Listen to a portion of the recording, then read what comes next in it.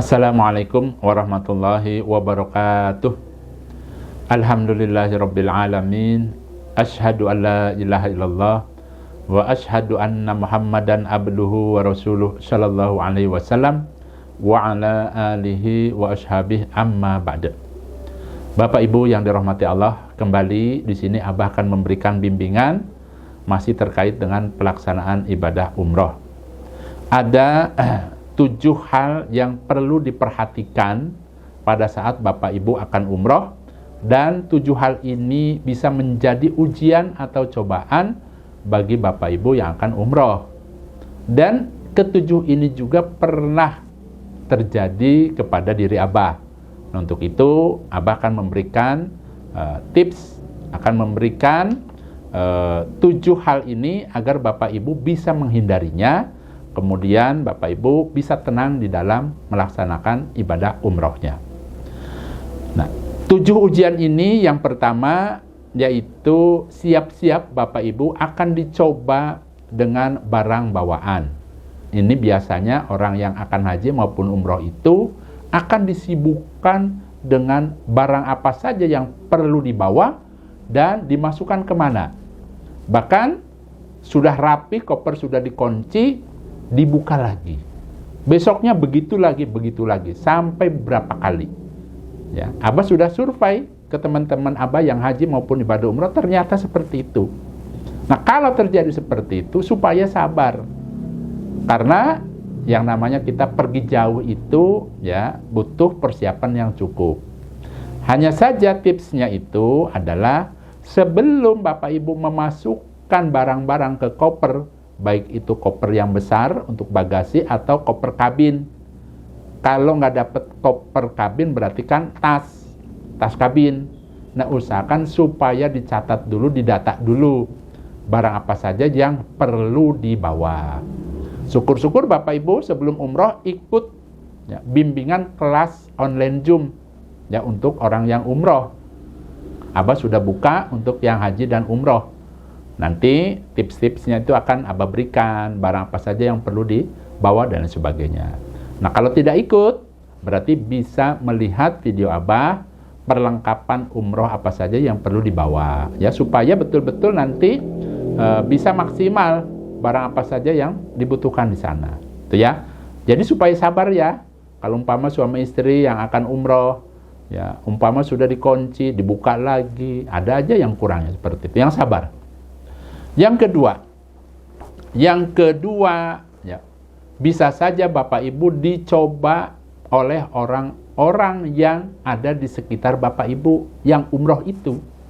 Ingat pada saat mendaftar, ya daftar umroh, itu kan yang daftar itu juga mungkin dari daerah lain, ya. Kemudian juga bahasanya beda, ya. Karakternya beda, ya, perilakunya beda.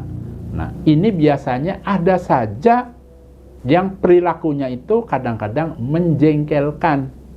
Ya, kadang-kadang tidak memahami perilaku yang baik. Ya.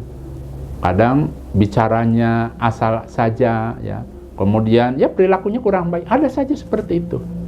Nah, umpama terjadi seperti itu, ingat, orang yang akan haji dan umroh itu tidak terlepas dari cobaan.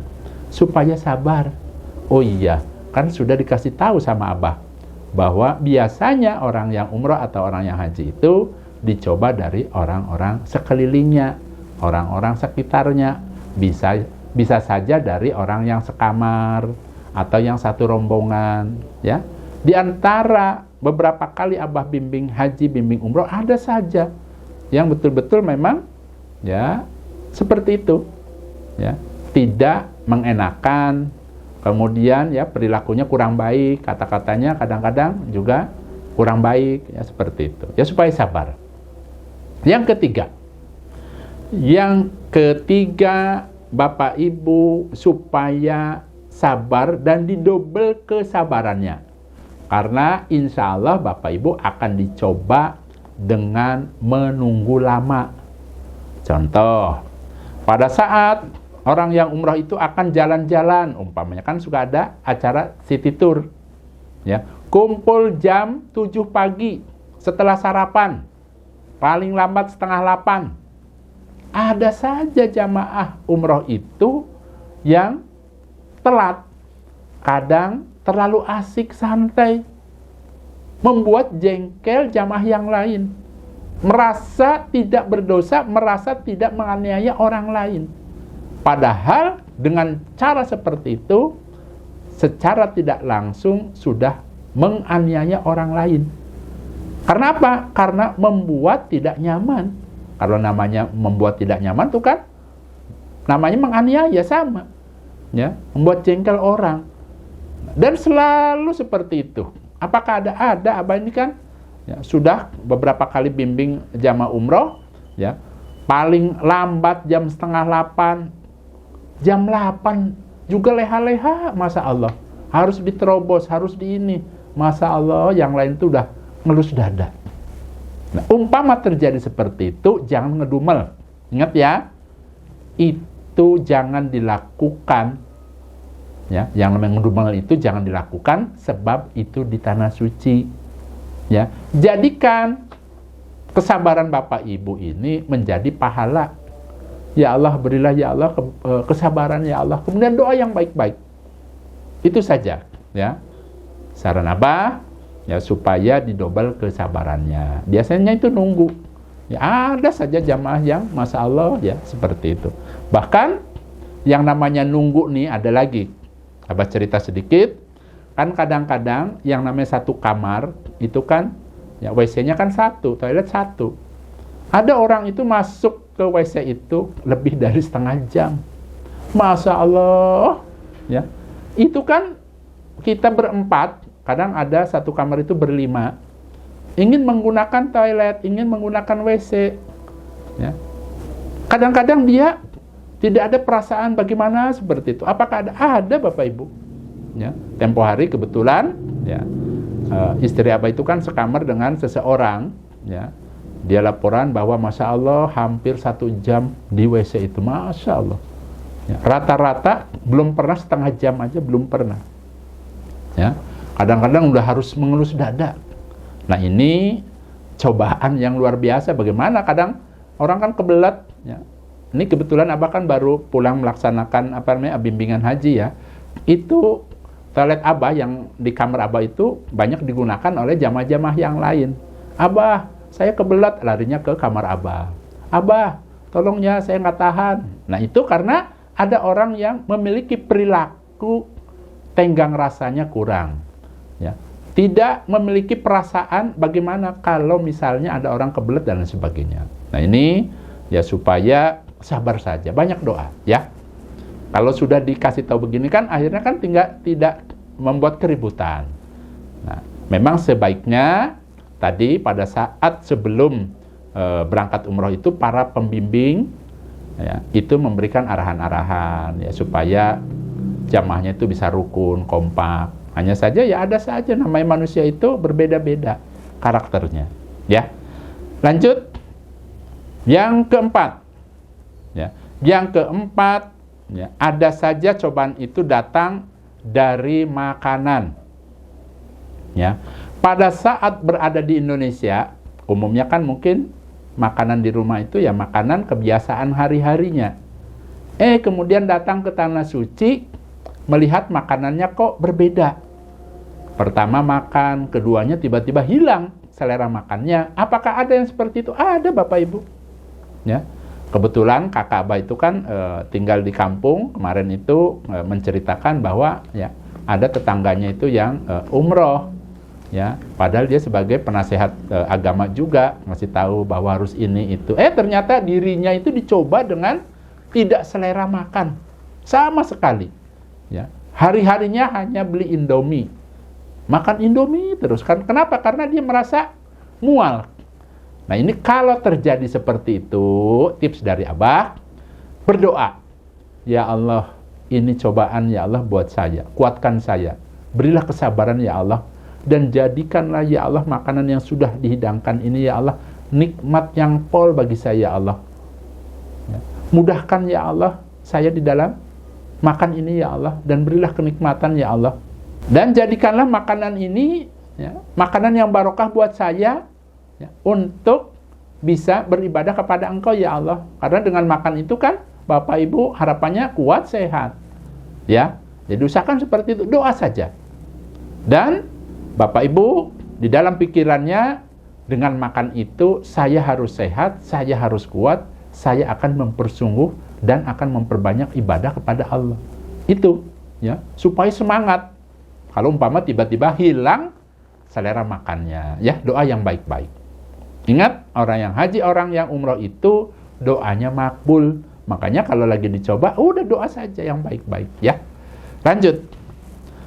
Kemudian yang kelima, ini ya umumnya ya, karena ya bukan 1-2 orang, biasanya yang haji atau yang umroh itu dicoba sakit. Kenapa dicoba sakit? Karena yang pertama perjalanan begitu jauh. Yang keduanya kondisi di tanah air dengan di sana itu beda. Terlebih, nih Abah kan kebetulan baru pulang, itu yang namanya di Mekah Madinah, Masya Allah. Ya, panasnya itu lebih dari 45 derajat. Jadi kemarin pada saat hajian itu lebih dari 45 derajat. Ya. Di Madinah pada saat pulang pun, kan kebetulan Abah kloternya yang terakhir. Ya. Itu sebelum pulang ke tanah air ke Madinah dulu, ya ternyata panas juga sama. Ya. Padahal sudah malam, kalau pada saat menjelang maghrib, sekitar jam 5 atau jam setengah 5, bahkan sudah berangkat dari hotel, itu di perjalanan, padahal mataharinya sudah mulai redup. Itu yang namanya ubin-ubinnya, tehelnya itu mengeluarkan panas. Ya, saking panasnya, Masya Allah. Ya. Nah, dengan adanya cuaca yang berbeda dengan di kita ini, bisa saja tadi fisik menurun. Kemudian juga terkadang ya karena mungkin kitanya itu haus dan sebagainya, lupa dengan nasihat Abah supaya menjauhi yang dingin-dingin, menjauhi kerupuk. Biasanya kalau orang umroh itu umumnya di meja makannya itu kan prasmanan ada kerupuk. Ya, tergiur kerupuk. Nah, ini banyak yang batuk biasanya, insya Allah. Ya, dingin dan yang minyak-minyak itu ya supaya dihindari. Ya, dan rata-rata orang yang umroh dan yang haji ini ya, penyakitnya itu batuk, pilek, demam. Nah, kalau terjadi seperti itu, yang tenang, kemudian minum obat teratur. Kalau ternyata ya, obatnya tidak ada, ya tinggal bilang saja ke pembimbingnya, minta diantar ke apotek atau yang jual obat. Ya, insya Allah kalau obat di sana itu karena memang paten-paten ya. Baru beberapa kali minum sudah terasa ya, pengalaman Abah seperti itu ya. Tinggal disiapkan saja keuangannya dari tanah air, khawatir nanti dicoba sakit ya. Selanjutnya yang keenam. Yang keenam dicoba dengan oleh-oleh. Ada saja ya, ibu-ibu atau bapak-bapaknya juga pada saat datang ke Mekah, pada saat datang ke Madinah sibuk ngurusin oleh-oleh. Abah di mana nih beli sejadah yang murah? Abah ini di mana? Ya. Lupa dengan niat yang awal ingin memperbanyak ibadah di tanah haram. Nah, ini tips dari Abah. Kalau ingin bawa oleh-oleh, caranya adalah pada saat pulang dari masjid. Contoh misalnya pada saat ya sholat duhur, misalnya sholat duhur, kemudian kan ada waktu tuh biasanya ada waktu beberapa jam. Sambil pulang umpamanya ya mampir sebentar. Dan usahakan ya Bapak Ibu yang namanya kurma ya di Indonesia juga banyak, dan kurma itu kan ya diimpornya dari sana ya, dari Arab ya. Makanya tadi kalau yang sekiranya bisa beli di sini ya di sini saja. Ya tujuannya supaya apa? Supaya betul-betul maksimal ibadahnya. Jadi harus punya target ibadah. Nah, jangan malah sibuk dengan oleh-oleh. Bahkan ada baru sampai ke Madinah, ini cerita sedikit. Ibu-ibu 2 orang. Ada ibu-ibu 2 orang itu jamaah Abah. Yang lain sibuk siap-siap ke masjid. Ya buru-buru karena kan tadi waktunya khawatir terlambat. Malah mereka sibuk mencari tempat air zam-zam. Abah tanya, "Mau kemana, Bu?" "Ayo ini sebentar lagi soalnya udah mau azan." "Ini Pak, saya mau beli tempat air zam-zam," dan lain sebagainya. Ya, jadi usahakan ya itu nomor 2 lah. Ya, bukan berarti nggak boleh beli oleh-oleh, tapi usahakan jangan sampai mengganggu ibadah kita. Itu ya, Abah ingatkan seperti itu. Selanjutnya, yang terakhir, ini kadang-kadang ada jamaah itu dicoba tiba-tiba malas untuk ibadah. Maunya di kamar saja, malas ke masjid. Hawanya males aja, padahal sehat dia. Nah, kalau terjadi seperti itu, usahakan ya, temannya itu supaya mengajak dan memberikan semangat, memberikan nasihat. Pak, Bu, ingat kita ini biaya sudah cukup banyak. Kemudian Allah sudah kabulkan doa kita. Bisa sampai ke tanah suci, manfaatkan waktu kita. Kalau umpama batuk-batuk dikit, ya, meriang-meriang dikit, ya sudah. Ya. Perbanyak doa, bismillah ya Allah, sembuhkan ya Allah penyakit saya ya Allah. Bersemangat seperti itu. Ajak temannya, jangan dibiarkan. Ya. Tanya kenapa Pak, Bu? Oh iya saya kok kayaknya gimana gitu. Nah, kasih semangat. Ya, siapa tahu nanti dengan jalan kita ke sana di masjid, banyak doa, insya Allah sembuh. Ayo kita ke masjid yuk. Itu kita sholat, kita memperbanyak sholat sunnah di sana gitu. Atau apa umpamanya? Ya, seperti itu. Nah, ini sebagai nasihat. Karena bisa saja seseorang itu dicoba dengan malas ibadah, malas ke masjid. Apakah ada? Ada Bapak Ibu. Ya, orang itu maunya di tiduran aja. Ya, bahkan nih kemarin waktu hajian, ini benar-benar ada Bapak Ibu. Ya, pada saat Armusna haji itu dari mulai di Arafah, di tenda, tiduran aja. Ayo Pak bangun doa sebentar tidur lagi. Kemudian di Mina, kebetulan kan ya, dia tidak jauh dari Abah. Waktunya sholat harus dikasih tahu Pak, ayo sholat Pak, ayo gini. Sepertinya cobaannya malas ibadah. Nah ini kalau ada temannya yang seperti itu, ya supaya saling mengingatkan, saling memberikan nasihat. Ya, alhamdulillah jazakumullah khairan. Mudah-mudahan ya tips dari Abah ini bisa menambah keilmuan, wawasan, dan tentunya menambah semangat buat Bapak Ibu. Dan mudah-mudahan Bapak Ibu bisa terhindar dari 7 hal ini. Andaikan terjadi cobaan ini kepada Bapak Ibu, berarti kan sudah tahu cara-caranya, karena kan tadi Abah sudah kasih tahu tipsnya. Ya, mudah-mudahan Allah memberikan kemanfaatan dan kebarokahan. Info terbaru buat Bapak Ibu yang akan melaksanakan haji atau umroh di tahun 2026. Kalau haji kan berarti kan tahun depan. Abah sudah membuka ya, kelas bimbingan haji dan umroh ya, secara online Zoom. Kalau orang yang haji nanti 3 kali, kalau yang umroh itu 2 kali. Ya, silahkan bisa menghubungi Ibu Nur. Bapak Ibu tidak perlu datang ke tempat Abah. Ya, nanti bisa belajar dari HP. Tanya jawab dan lain sebagainya. Kemudian nanti Abah akan memberikan keilmuannya, memberikan mengenai wawasan, keadaan di sana, barang-barang yang perlu dibawa, kemudian tips-tipsnya, baik itu orang yang haji maupun orang yang akan ibadah umrah. Tujuannya apa? Tujuannya ingat, Bapak Ibu akan pergi jauh. Ya. Kemudian ya, kita akan melaksanakan ibadah, berarti kan butuh keilmuan yang cukup. Ya, sangat-sangat butuh. Ya, di samping itu juga butuh hal-hal yang lainnya. Nanti dengan ikut tadi kelas bimbingan haji dan umroh ini bisa mendapatkan buku panduan khusus dari Abah supaya jauh-jauh hari bisa dihafalkan doa-doanya. Kemudian ada tempat bertanya. Ya, harapannya dengan ikut kelas bimbingan ini Bapak Ibu bisa maksimal ibadahnya. Kemudian ilmunya cukup ya. Kemudian juga tadi ada pegangan, karena nanti insya Allah Abah akan kirim buku panduan. Ya, buku panduan khusus kalau orang haji, khusus yang haji. Kalau orang yang umroh akan diberikan buku panduan khusus buat orang yang umroh. Nah, adapun umpamanya bagi Bapak Ibu yang akan umpama umroh mandiri sekeluarga, atau barangkali juga haji ingin mengundang Abah ke tempat Bapak Ibu, monggo silakan bisa menghubungi Ibu Nur. Terakhir Abah itu dapat undangan dari seseorang yang akan haji kemarin, ya, dari daerah Jawa Barat. Ya, insya Allah ya, sebisa mungkin Abah akan menyempatkan waktunya.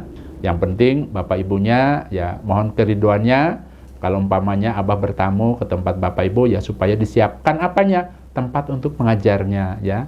Sekiranya tempatnya itu ya, cukup layak untuk Abah mengajar, gitu ya. Biasanya kalau yang haji hanya suami istri, ya bisa undang Abah itu cukup di ruang tamu umpama ngajarnya, itu ya. Biasanya kalau ngajar haji dimulainya Abah itu ngajar dari jam 9, kemudian setengah 12 break dulu untuk istirahat, kemudian makan siang, sholat, kemudian nanti ditambah waktunya kurang lebih 1 jam. Jadi kurang lebih mungkin 4 jam, 5 jam ya, kurang lebih seperti itu. Karena memang orang yang haji ini harus cukup keilmuannya. Ya, bahkan terakhir Abah itu ngajar ada orang dari Nusa Tenggara Barat akhirnya kemarin ketemu di Baitullah pada saat di pelataran. Ya, beliau ini banyak doa. Ternyata dia curhat, Abah saya ini pengen sekali ketemu dengan Abah karena selama ini hanya ikut bimbingan kelas online Zoom. Ternyata Allah paring doanya, akhirnya Abah dan beliau bisa bertemu di pelataran Ka'bah. Ya, alhamdulillah bahagia. Baik, itu saja Bapak Ibu. Silakan hubungi Ibu Nur, boleh bertanya apa saja syaratnya dan lain sebagainya. Nomor WA-nya 0812 9986 102. Alhamdulillah, jazakumullah khairan. Abah pamit. Wassalamualaikum warahmatullahi wabarakatuh.